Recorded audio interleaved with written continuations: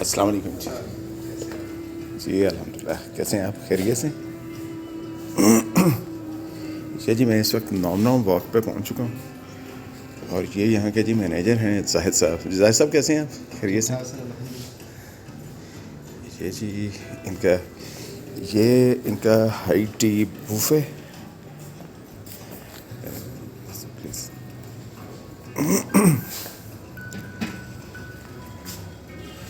ये है जी oyster chicken,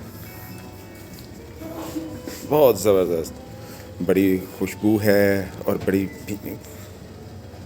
egg fried chicken है, वेजिटेबल चूमेन, ज़बरदस्त। It looks to be delicious जी।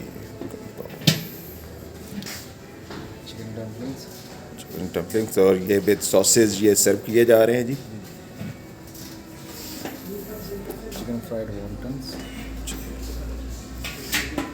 पोटली समोसा, चाइनीज, जी जी देन स्प्रिंग रोल। गुड।